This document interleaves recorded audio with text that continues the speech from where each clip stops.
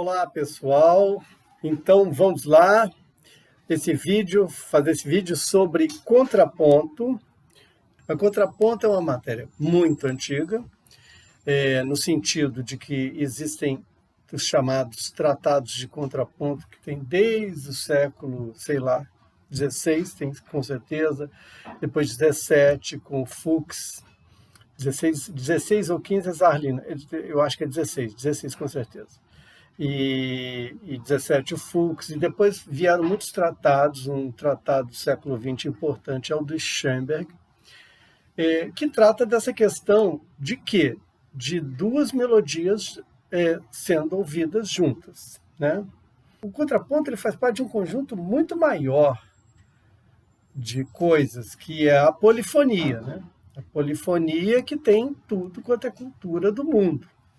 Tem polifonia na África, polifonia, vários tipos de polifonia, não é só um tipo de polifonia, é uma riqueza incrível. No Oriente está uma loucura.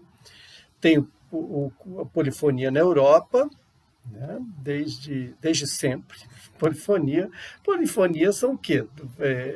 Mais de uma melodia, mais de uma voz, mais de um som sendo tocado junto. A harmonia, nesse sentido, pode ser descrita como uma filha da polifonia, né? Só que a harmonia tem uma questão assim, a harmonia tem a questão dos acordes, mas tem a questão do que? Ela aparece primeiro para falar do que é tonalidade, e aí falar das funções harmônicas, e aí que são sensações que às vezes transcendem qual acorde que está tocando. Então, se você está tocando isso daqui, deixa eu ver. Ou se você está tocando isso daqui,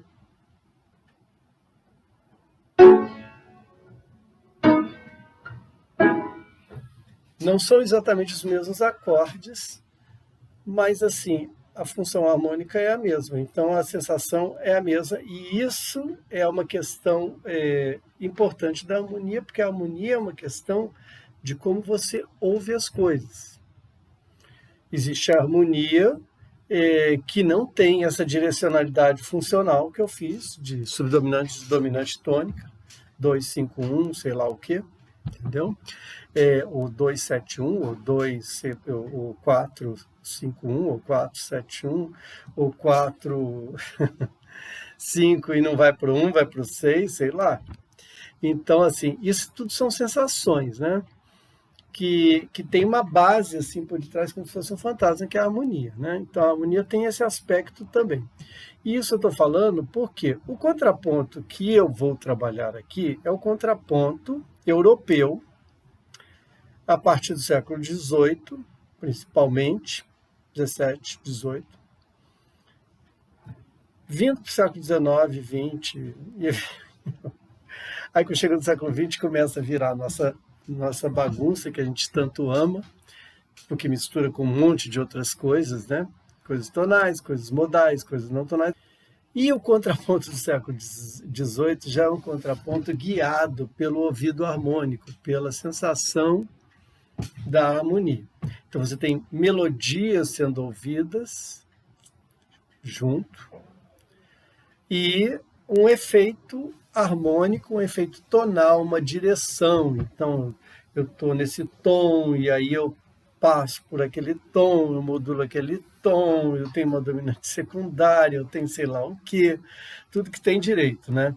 Então, isso é o contraponto que a gente vai trabalhar, tá? Porque o objetivo é o quê?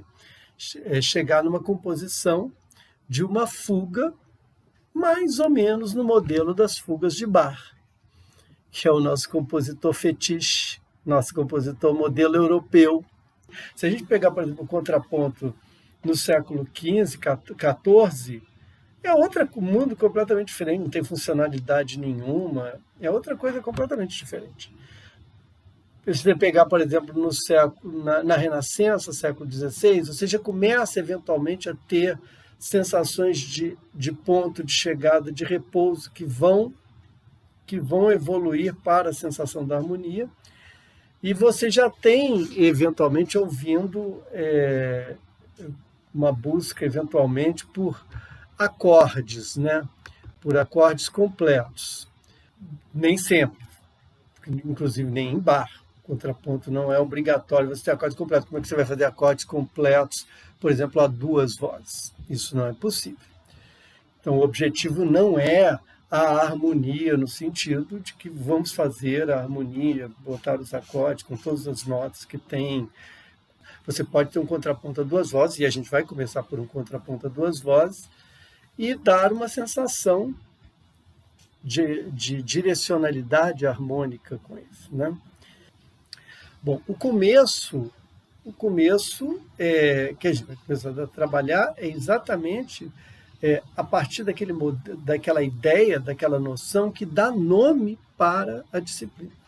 Contraponto vem da expressão ponto contra ponto, ou seja, nota contra nota. Ponto é como eles chamavam notas no início da escrita musical, um pouco correspondente à expressão bolinha. Ah, bolinha no papel, e realmente é uma tristeza as bolinhas no papel, porque a música não é a bolinha no papel, mas a escrita musical ainda é uma das maneiras de se transmitir a música, e ela é útil, então é que a gente está trabalhando para o contraponto, então vamos ter bolinha contra bolinha, ponto contra ponto, ou seja, no começo a gente vai ter vamos partir de uma melodia dada, uma melodia que existe, como frequentemente faziam os primeiros contrapontistas, que eu vou dar um nome tradicional dessa melodia, que é o cantus firmus, uma melodia que existe e que a gente vai cantar junto com essa melodia. A gente pode cantar no mesmo registro da melodia, a gente pode cantar no registro mais agudo da melodia, ou a gente pode cantar no registro mais grave da melodia. Ou seja, falando assim em termos de duas vozes, essa melodia pode estar no baixo ou pode estar no canto, ou soprano, né, para usar um termo de vocal, de coral, né? E aí eu já falei um monte de coisas que já dão uma pista para onde que a gente vai. Eu falei, a gente vai cantar, coral, soprano, baixo. Então é o seguinte, existe um ideal vocal no contraponto. O meu objetivo é chegar na música instrumental e escrever uma fuga, 4 vozes para quarteto de cordas. Porém, essa ideia da construção da linha melódica cantada, esse ideal vocal, ele é importante, ele faz parte muito da estética europeia, da valorização do canto, e, na verdade, a gente tem essa valorização também na nossa cultura, na canção. E esse ideal do canto, ele tem uma vantagem sei lá, de dar uma humanização a esse trabalho, né? Porque, afinal de contas, não se compõe para nada. Não existe composição abstrata. Então, vocês vão criar alguma coisa, fazer um arranjo, depois fazer uma composição. Então, assim, uma composição, um arranjo é para alguma coisa. Então, e aí eu vou partir do instrumento mais delicado, com a extensão talvez menor que tem, que é a voz. Então é isso, a gente vai começar com essa ideia da nota contra nota. Bom, na nota contra nota, por exemplo, eu vou dar um exemplo aqui, vou tocar um exemplo que eu vou mandar em um outro vídeo para vocês, só tocar um pedacinho de Bach. É um coral é uma melodia que é cantada no ritual da igreja, eu não me lembro qual era a igreja de Bach, e eu não quero errar, então não vou dizer nada. Acho que era luterana, mas eu tenho medo de dizer. Então, assim, ele pega e tem essa melodia que a congregação, quer dizer, todo mundo que está lá, canta junto, que é...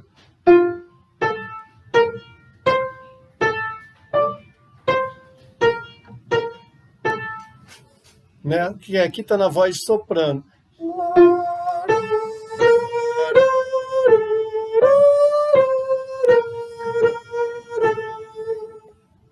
Junto com essa melodia, ele canta uma voz mais grave, um baixo. Fá, Si, Lá, Sol, Dó, Fá. Tive que dizer o nome da nota porque o tio solfeja dizendo o nome de nota. Isso é uma coisa que eu aprendi e é o jeito que eu sei fazer. Eu sei que cada um aí se vira da sua maneira, mas é assim que eu sei fazer.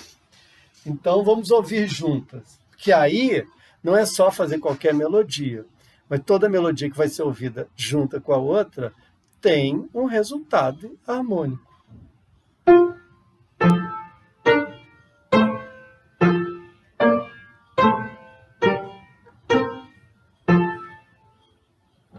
E esse resultado harmônico determina uma tonalidade e a gente consegue até imaginar mais ou menos quais seriam os acordes, talvez, que ele tivesse usado. Vou aqui chutar aqui um pouco qual seria a minha interpretação.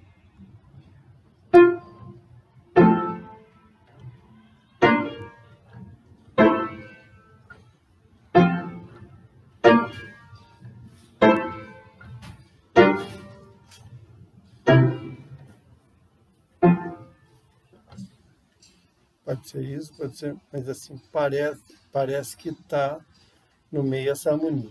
Então, existe uma guia para harmonia. E aí, como essa harmonia vai ser passada, né? Então, temos aqui a sensação de acordes que se movem. Ela vai ser passada pelos intervalos, que a gente não vai ter acordes, não tem acompanhamento. Não é, eu boto um violão e a gente ouve. Não, aí quem está dando a sensação harmônica não são as melodias. É o violão. A melodia vai cantar uma nota do acorde que o violão está cantando, uma nota que não é do acorde que o violão está cantando, mas que fica bonita junto e pronto. Acabou-se a história, é uma tensão de acorde, é uma nota melódica, não importa o que seja. Mas assim, aí é o violão, o piano, o instrumento harmônico que estiver tocando que vai dar a sensação harmônica. Não, que a sensação tem que ser dada com as duas vozes. Então, existem intervalos que favorecem isso. Então, por exemplo, uma coisa que eu noto aqui, vocês vão notar a quantidade de terça e sexta que tem. A terça e sexta sempre dá ideia de acorde. Por isso que a gente ouve muito arranjo aí de duas vozes com terça e sexta, porque elas sempre dão uma sensação de intervalo cheio, né?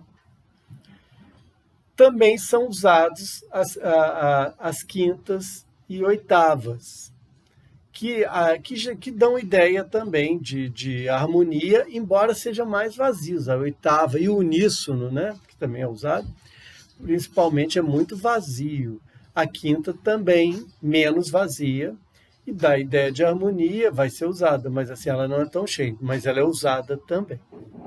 E os intervalos dissonantes, sétima e segunda, ou nona, como queira, sim, mas assim, esses intervalos são os intervalos dissonantes, ou seja, intervalos que fazem parte de tétrades, pelo menos, assim, no mínimo. A nona faz parte de um acorde de 5 sons. E tem um outro intervalo também, tem dois outros intervalos que eu não falei ainda, que é a quarta e a quinta diminuta ou quarta aumentada, né? O famoso trítono.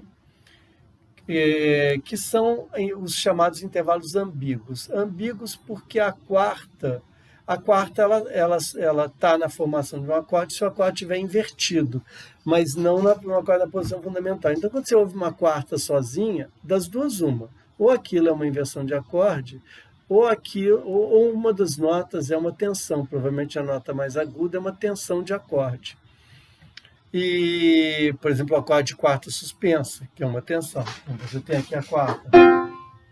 O que é isso? Isso é isso? Ou isso é isso? É difícil dizer. Só o contexto pode dizer. O trítono menos, o trítono é mais claro, mas mesmo assim o trítono é um intervalo um pouco ambíguo, né? Mas ele define mais a harmonia, não deixa de ser uma quinta, se for uma quinta, quando é a quarta, tem o mesmo problema da quarta. Pode-se pensar na quinta diminuta como uma quinta e a quarta aumentada como uma quarta, né? Mas tem uma ambiguidade, porque na verdade o som de quinta diminuta e quarta aumentada rigorosamente é o mesmo. Mas vocês não precisam se preocupar com isso, não.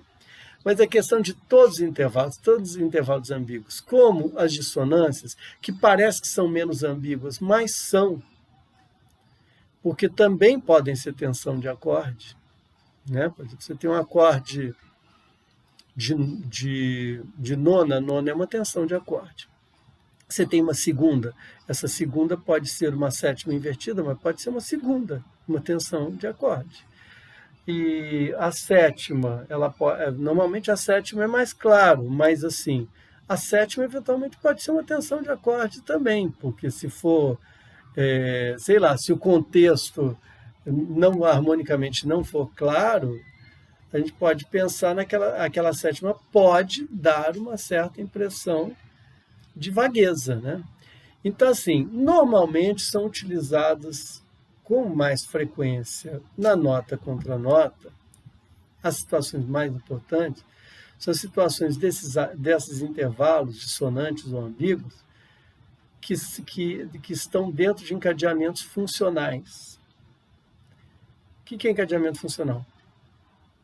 Dominante tônica.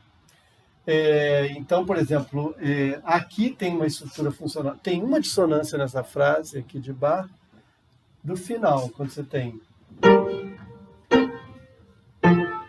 2, 5, 1. E esse quinto está com 7. Então, existe uma situação funcional aqui. Essa é uma realização onde o coral, ou seja, a melodia pré-existente, o cantus firmus, que é o cantus firmus, foi colocada no agudo, no soprano. E o contraponto foi feito no baixo. Eu fiz uma versão ao contrário, invertendo a situação, botando em outro, mudei o tom, porque ficava melhor para cantar. Isso é uma questão, você ajusta conforme o instrumento, a tonalidade, conforme a voz. E aí tem a mesma melodia aqui.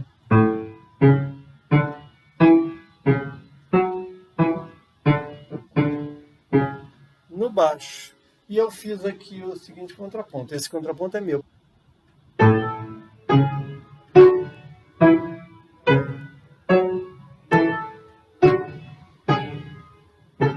Essa é a minha versão. Vou até cantar, porque se eu fiz, eu tenho que ser capaz de cantar, né?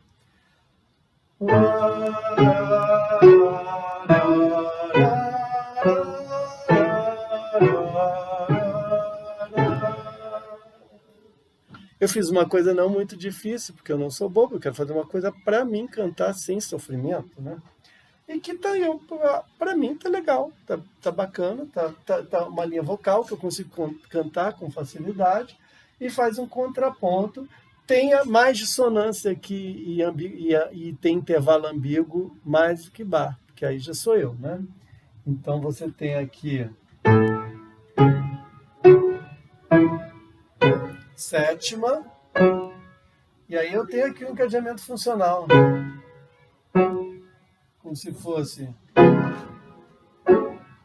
uma dominante tônica. Não é uma dominante tônica do tom principal, é uma dominante secundária, mas isso é dominante tônica também.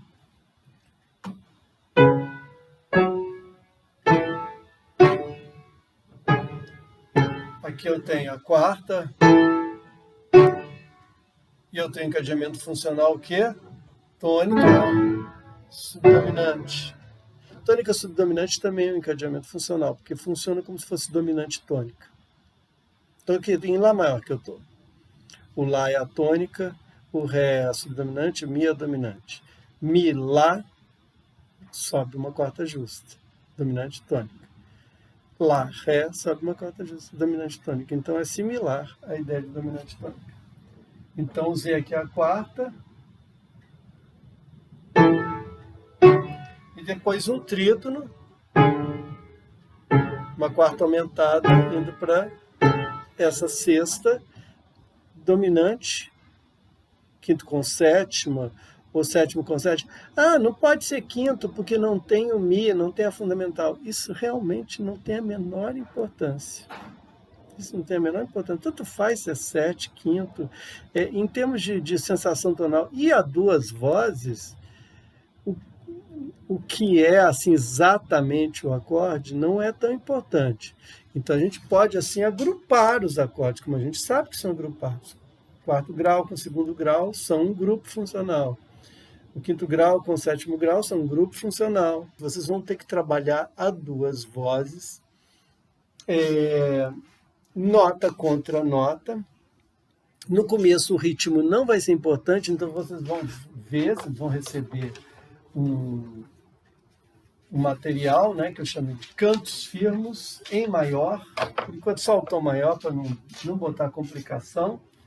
E aparece, por exemplo, esse primeiro cantos firmos, ou seja, a primeira melodia dada, que eu sempre vou escrever em clave de Fá.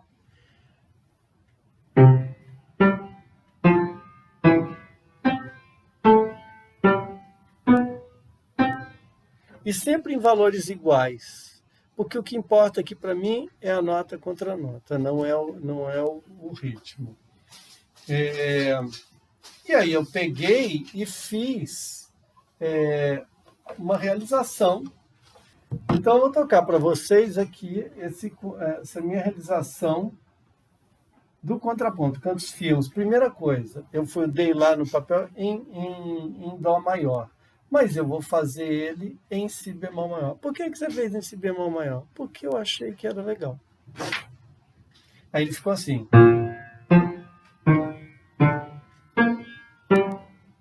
No baixo. E fiz um soprano. Si, Lá, Si, Fá, Sol, Si, Ré, Dó, Si. Esse é mais difícil que aquele outro, né? Eu fiz um contraponto, nota contra nota. Então, e eu também peguei ele e botei agora a melodia do Cantos Firmos no soprano, na voz aguda, em Dó maior. Por que Dó maior você tinha feito Si bemol maior? Porque eu quis.